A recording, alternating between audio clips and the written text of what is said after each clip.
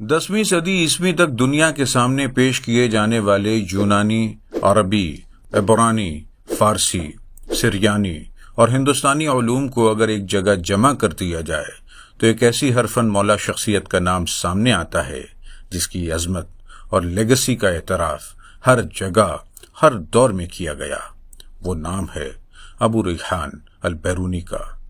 البیرونی جہاں ایک سائنسداں تھے، وہیں آپ فلکیات، ریاضی، جغرافیہ، تاریخ اور نجوم جیسے دیگر علوم پر بھی دسترس رکھتے تھے۔ البیرونی اسلامک گولڈن ایج کی وہ پہلی شخصیت تھے جنہوں نے علم حاصل کرنے کی جستجو میں ہندوستان کا سفر کیا۔ نہ صرف سفر کیا بلکہ ہندوستانی علوم سیکھنے کے لیے آپ نے انتہائی مشکل حالات میں سنسکرت جیسی مشکل اور نامانوس زبان پر عبور حاصل کیا، اور اس کے بعد تقریباً 14 برس تک ہندوستان ہی میں مشاہدات اور مطالعے میں مصروف رہے۔ یہی وجہ ہے کہ البیرونی کو 10ویں صدی کے ہندوستان نے ودیا ساگر یعنی علم کا سمندر کہہ کے پکارا۔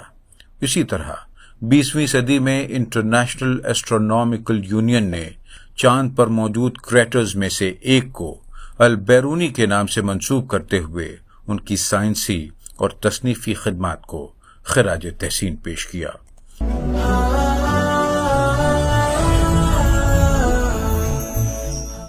البیرونی کا پورا نام ابو ریحان محمد بن احمد تھا۔ آپ کی ولادت سن 973 عیسوی میں خوارزم سے قریب واقع بیرون نامی گاؤں میں ہوئی، جو موجودہ ازبکستان کا حصہ ہے۔ بیرون کی نسبت سے ہی آپ نے البیرونی کی کنیت اختیار کی۔ بچپن ہی میں آپ کے والد کا انتقال ہو گیا، چنانچہ والدہ جنگل سے لکڑیاں چن کر اسے فروخت کر کے آپ کی پرورش کرنے لگیں۔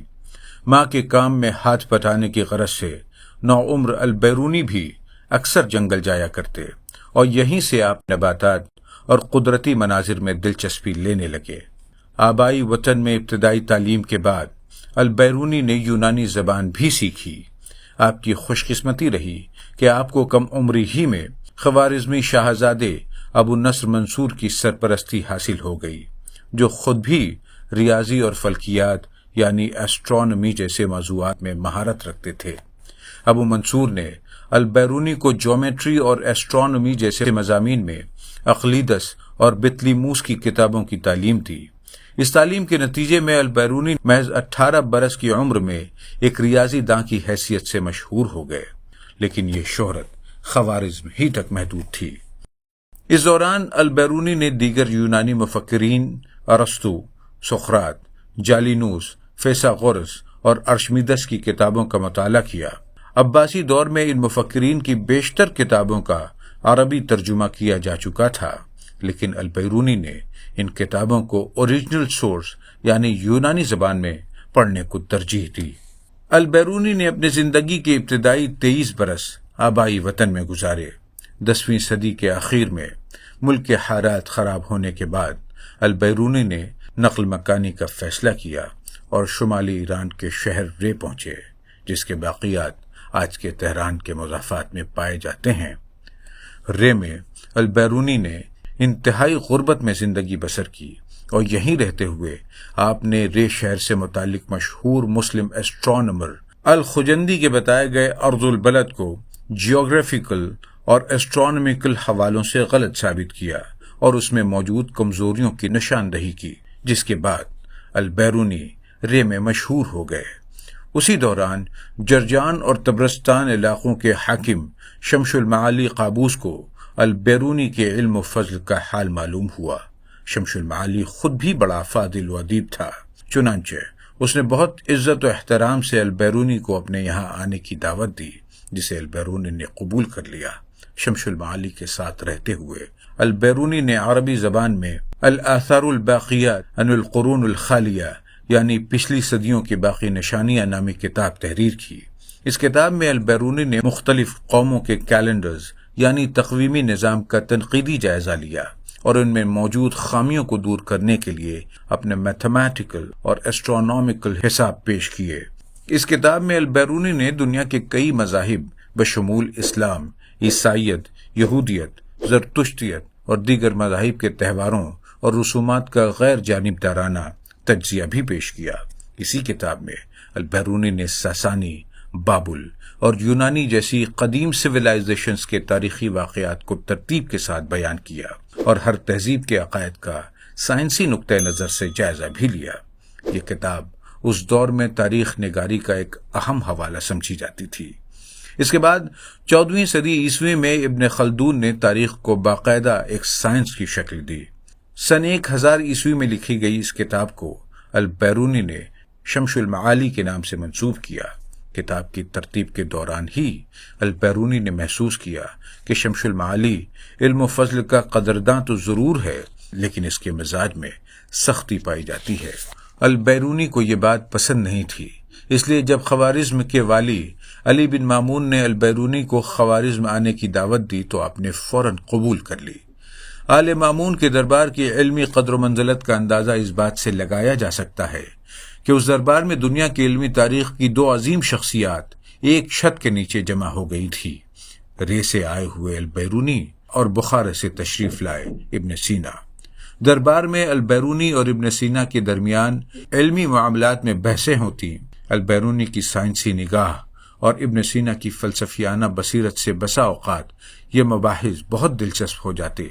ایک دیگر روایت کے مطابق البیرونی اور ابن سینا ایک دوسرے سے خط و کتابت کے ذریعے رابطے میں تھے۔ یہ خط و کتابت کائنات، اجرام فلکی، فزکس، سائنس اور ارسطو کے موضوعات پر ہوتی تھیں، جن میں ابن سینا البیرونی کے سوالوں کے جواب دیتے۔ یہ وہ زمانہ تھا جب محمود غزنوی خطے میں ایک بڑی طاقت کے طور پر ابھر رہا تھا۔ مامونی حکمراں اور غزنوی کے درمیان ابتدا میں تو دوستانہ مراسم تھے، لیکن بعد میں تعلقات میں کڑواہٹ آنے لگی اور آخرکار محمود غزنوی نے مامونی سلطنت پر حملہ کرتے ہوئے اس کے علاقوں پر قبضہ کر لیا۔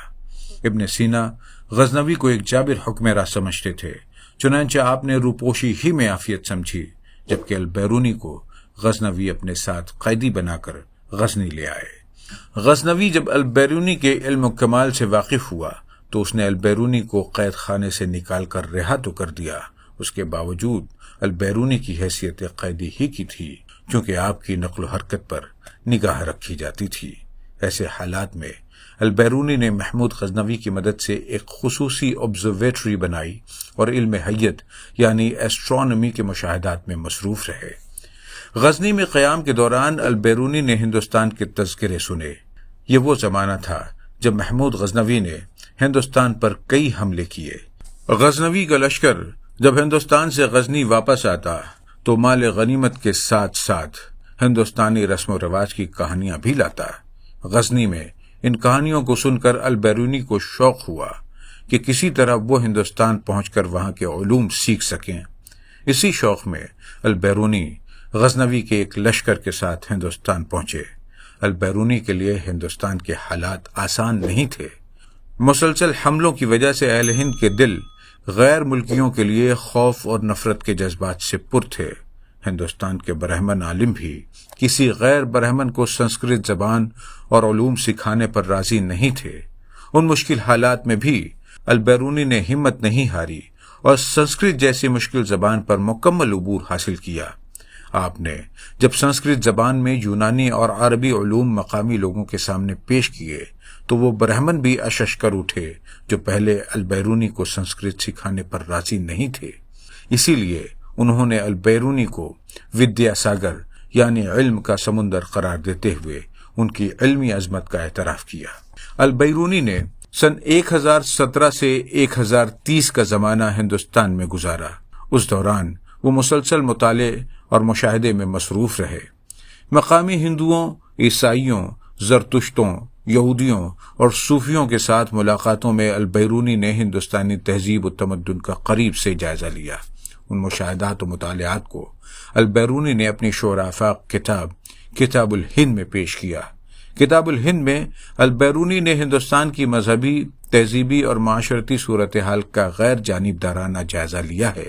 آپ نے اپنے مشاہدات سے یہ نتیجہ اخذ کیا کہ قدیم ہندوستانی اور یونانی تہذیبوں میں بہت سی یکسانیت پائی جاتی ہیں، یہاں تک کہ یہ دونوں سویلائزیشنز ایک ہی درخت کی 2 شاخیں معلوم ہوتی ہیں۔ اس کتاب میں آپ نے ہندو عقائد، رسم و رواج اور کائنات کے بارے میں ہندو مذہب کے تصور کا بھی تفصیلی ذکر کیا ہے۔ اسی کتاب میں البیرونی نے ہندوستانی ریاضیاتی علوم اور عددی نظام کی بھی معلومات پیش کی ہیں، جو بعد کے عرب ماہرین ریاضی کے لیے انتہائی اہم ثابت ہوئیں۔ کتاب الہند میں آپ نے ہندوستانی شہروں، خطوں، دریاؤں اور پہاڑوں کا بھی ذکر کیا ہے۔ مختصراً کہا جائے تو کتاب الہند ہندوستان کے بارے میں ایک مکمل انسائکلوپیڈیا کی حیثیت رکھتی ہے۔ یہ وہ پہلی کتاب تھی جس کے ذریعے عربی زبان جاننے والوں تک ہندو مذہب کے عقائد و دیگر معلومات اپنے اصل ماخذ کے حوالے سے پہنچی۔ بعض علماء کے نزدیک کتاب الہند تقابل ادیان اور بشریات یعنی اینتھروپولوجی جیسے موضوعات کا احاطہ کرنے والی دنیا کی پہلی کتاب ہے۔ اس کے علاوہ کتاب الہند ایسی پہلی کتاب تھی جو ایک فاتح قوم کے مورخ کی جانب سے مفتوح قوم کی تاریخ کے طور پر ترتیب دی گئی تھی۔ یہ بھی کہا جاتا ہے کہ اسی کتاب کے مطالعے کے بعد دیگر قومیں بھی ہندوستان کی جانب راغب ہوئیں۔ البیرونی طویل عرصے تک غزنوی دربار سے وابستہ رہے۔ محمود غزنوی کی سخت گیری کے باوجود یہ دور البیرونی کی زندگی کا سنہرا دور تھا۔ اسی دور میں البیرونی نے القانون المسعودی فی حیۃ والنجوم نامی کتاب ترتیب دی، جو قانون مسعودی کے نام سے مشہور ہوئی۔ سن 1030 عیسوی میں مکمل ہونے والی اس کتاب کو آپ نے محمود غزنوی کے بیٹے مسعود بن محمود سے منسوب کیا۔ مسعود نے البیرونی پر وہ تمام پابندیاں ختم کر دی تھی جو محمود نے عائد کر رکھی تھی۔ یہ کتاب فلکیات، ریاضی، جغرافیہ اور تقویم جیسے موضوعات کا احاطہ کرتی ہے۔ اس میں ستاروں اور سیاروں کی حرکات، گرہن کے اوقات اور وقت کی پیمائش کا ذکر کیا گیا ہے۔ قانون مسعودی میں البیرونی نے زمین کی گردش اور اس کے فلکیاتی اثرات پر بحث کی ہے، جو اس زمانے کے لیے ایک بالکل نیا نقطہ تھا۔ اس کتاب میں انہوں نے حوالوں سے بتایا ہے کہ زمین ساکن نہیں بلکہ گردش کرتی ہے۔ بعد میں 16ویں صدی عیسوی میں نیکولس کوپرنیکس کے بیان کردہ ہیلیو سینٹرزم کے نظریے نے البیرونی کی تصدیق کی۔ اسی کتاب میں البیرونی نے وقت کی پیمائش کے جدید طریقے متعارف کروائے، جو اسلامی دنیا کے تقویمی نظام کی اصلاح میں مددگار ثابت ہوئے۔ البیرونی کی ایک اور قابل ذکر کتاب تحدید نہایات الاماکن لتصحیح مسافات المساکن بھی ہے۔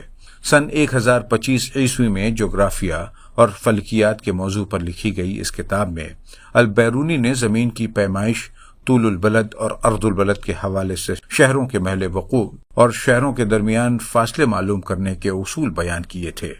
اسی کتاب کی ترتیب کے دوران البیرونی نے موجودہ پاکستان کے قلعہ نندنا سے زمین کے قطر یعنی ڈائی میٹر کی پیمائش کی تھی۔ 1000 برس قبل البیرونی کا پیش کردہ زمین کا ڈائی میٹر جدید ترین پیمائشی آلات سے معلوم کیے گئے ڈائی میٹر سے قریب ترین تھا، اور اس میں محض 17 کلومیٹر کا فرق پایا گیا۔ اسی کتاب میں البیرونی نے ٹریگنومیٹری کے اصولوں کا استعمال کرتے ہوئے مکۃ المکرمہ کی سمت معلوم کی، تاکہ ہندوستانی مسلمان نمازوں کی ادائیگی کے لیے قبلے کا درست تعین کر سکیں۔ البیرونی نے علم نجوم، ایسٹرالوجی اور فلکیات، ایسٹرونومی کے موضوعات پر عربی اور فارسی زبانوں میں کتاب التفہیم لأوائل صنعت التنجیم نامی کتاب لکھی۔ یہ کتاب نجوم اور فلکیات کے طلباء کے لیے بنیادی نصاب کے طور پر لکھی گئی تھی۔ طب کے موضوع پر البیرونی کے یہاں السیدنۃ فی الطب نامی کتاب کا ذکر ملتا ہے، جو اس زمانے میں جڑی بوٹی سے علاج و معالجے کے لیے ایک انسائکلوپیڈیا کی حیثیت رکھتی تھی۔ معدنیات اور کیمیا کے موضوع پر البیرونی نے الجواہر فی معرفت الجواہر نامی کتاب لکھی، جس میں معدنیات کی خصوصیات اور ان کے استعمال پر گفتگو کی گئی ہے۔ اس کے علاوہ اس کتاب میں قیمتی پتھروں کے خصائص پر بھی تفصیلی بحث کی گئی ہے۔ فلکیات البیرونی کا پسندیدہ میدان تھا، اس لیے اس موضوع پر ان کے یہاں 2 کتابوں کا ذکر ملتا ہے۔ پہلی کتاب کا نام مقالید علم حیہ ہے، جس میں آپ نے فلکیات اور کائناتی نظام پر بحث کی ہے۔ اسی کتاب میں البیرونی نے سورج گرہن اور چاند گرہن کے پیش گوئی کے طریقے بھی بیان کیے ہیں۔ دوسری کتاب کا نام الاستیعاب فی صنعت الاسترلاب، جس میں آپ نے ایسٹرولیب اور دیگر آلات فلکیات کے استعمال اور بناوٹ کا ذکر کیا ہے۔ زمانے کے رائج اصولوں کے خلاف تنقیدی نقطۂ نظر اور سائنسی حوالوں سے دنیا کو دیکھنے والے البیرونی نے 13 دسمبر سن 1048 عیسوی کے روز غزنی میں وفات پائی اور وہیں مدفون ہوئے۔ اس وقت آپ کی عمر کم و بیش 75 برس تھی۔ قبر کو آرام گاہ کہنا ایک روایت ہے، لیکن البیرونی کی قبر حقیقی معنوں میں ایک آرام گاہ ہے، جہاں زندگی بھر علم کی جستجو میں تھکا دینے والے جسمانی اور ذہنی سفر کرنے والے البیرونی آرام فرما رہے ہیں۔ البیرونی نے کم و بیش 140 کتابیں لکھیں، جن میں سے نصف کتابیں ریاضی اور فلکیات جیسے مشکل مضامین پر تھیں۔ البیرونی کے یہاں علم کی جستجو کا اندازہ اس بات سے لگایا جا سکتا ہے کہ بستر مرگ پر جب آپ کی سانسیں اکھڑ رہی تھی، تب آپ عیادت کرنے کے لیے موجود افراد سے ایک علمی مسئلے پر گفتگو کر رہے تھے۔ بہت شکریہ۔